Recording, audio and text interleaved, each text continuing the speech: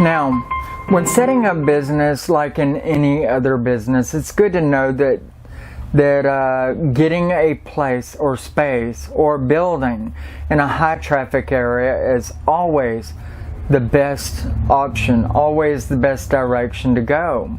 And if you're not setting up a business within a building that you're putting together yourself, or renting or leasing an actual building, the best place to start is in your house. However, let me emphasize the importance on doing psychic fairs or going to New Orleans and setting up a table, and doing readings for low cut amounts, on the sidewalk while you're handing out flyers, pamphlets, and business cards. Going to places in San Antonio along the Riverwalk and asking the proprietors of establishments along the Riverwalk if you can set up there, especially on festive times or events where a lot of tourists would be coming through. Not saying that there isn't a lot of tourists going through at all times anyway. Leasing tables at flea markets when there is no festive events, and doing your psychic readings at flea markets wherever the proprietors of the flea markets will allow you to. I do find, and you should take note of this, that in matters to do with reading the tarot cards, matters to do with providing magics or protections or whatever, any kind of thing that is along those lines to the public, newspapers are very prejudiced against you. They don't want to allow you to do it, especially in small towns, because they disagree personally with it. And a lot of it is people that just don't really understand it. So bear that in mind as you go. Let's see, what else can I touch on for you? I'm sure there are a lot of questions that you have, and I haven't even begun to fill that bucket yet, okay? But let's see, a lot of people, and this is very important, a lot of people feel that you have to wear a lot of black clothing, gothic makeup, jewelry with symbols that mundane people won't understand. This scares the public, especially in small hick towns like I live in. I've never done that, and I don't suggest that you do either. You want normal people to come in. You want regular people. Not saying that gothic people aren't normal, but I'm saying that you want everybody, including normal people, to come in. You want people from all walks of life to be accepting of you. You don't want them to fear you whatsoever or that which you do. And by me telling you about people asking me, is this of Satan and blah, blah, blah all the time, that should dictate over to you that you get a lot of shaky people in here. And you don't want to scare them away. You want to grow your business, or you're not going to be in business very long. And that is a chief thing to remember. Present yourself as a normal, everyday, laid-back person. Dress nice, not fancy, because if people feel that you're too ritzy, then they're going to feel a little underdressed or uncomfortable coming in there. If you wear too dark and gothic, then they're going to be scared of you altogether, for who you are. If you dress like this, then you're probably alright. But also, mind you, you don't want to wear halter tops. You don't want to wear bathing suit tops or anything skimpy or extremely low cut, because you get a lot of guys in there to see you that are in there for the wrong reason. I've had so many different guys come in here into my shop and think that I'm more about other things, and I told them, hey, you know what, there's the damn door, and you're gonna get this shit. I mean, you really are, especially if you're a person that likes to work at night. And I would have my signs on, up to sometime midnight in the old days, on weekends and so forth. You get a lot of people that don't know what to do when the bars close.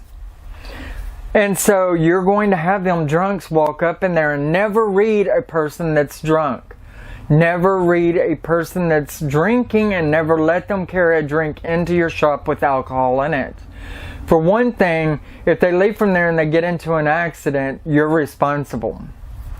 And that doesn't mean that you had to serve them anything. You know, you're going to feel responsible.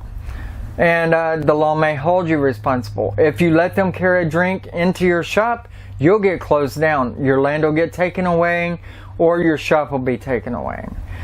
Okay, for another thing is they cannot possibly have a good wavelength with what you're doing. They can't do it. They cannot think straight. They don't know what's wise for them. And the last thing is, you never know when they're going to shank your ass. You never know when they're going to kill you or beat your head in. You don't know. They're unpredictable.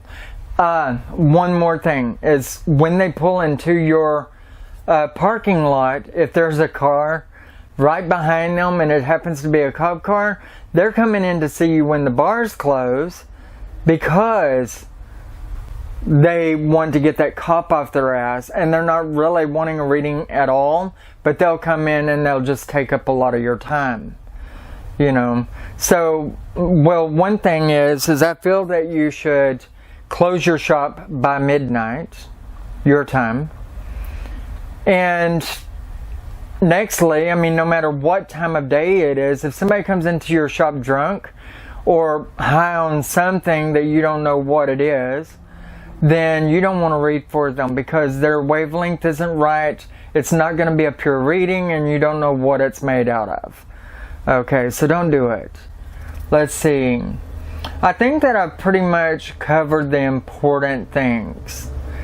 There is a great deal. You know, you also get people in parties that come into the shop. I've had parties of up to 9 people want to come in all at once. That's too much energy, and you're going to be reading everybody. It's going to be all over the place. Don't do that. They may bring 1 friend in, 2 friends at the most, but limit it to that, and make them sit at least 5 feet away from your table.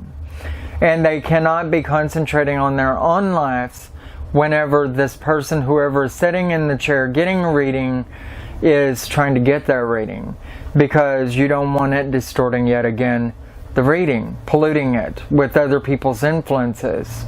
Also, it's kind of edgy if they're sitting behind your back, so don't let that happen. You know, you feel wigged out.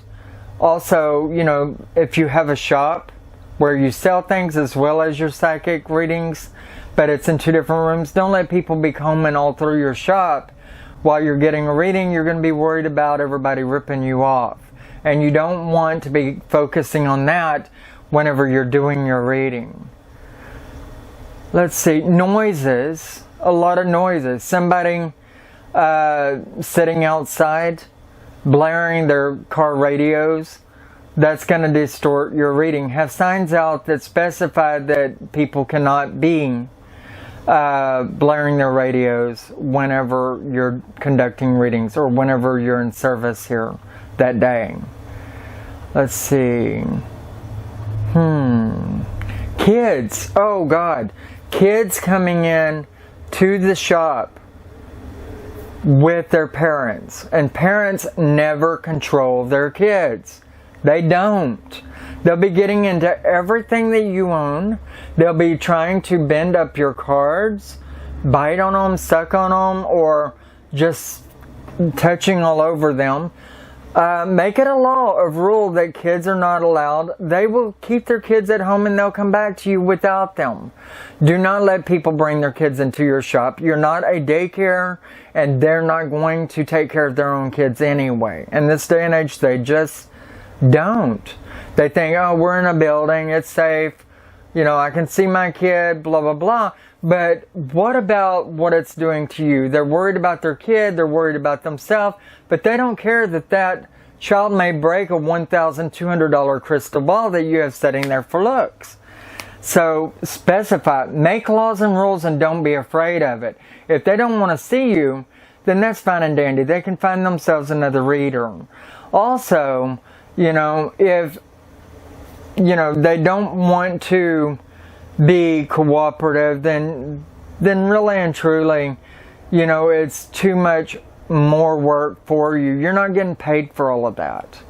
Okay? Make your own laws and rules. I really do believe I've touched base on everything.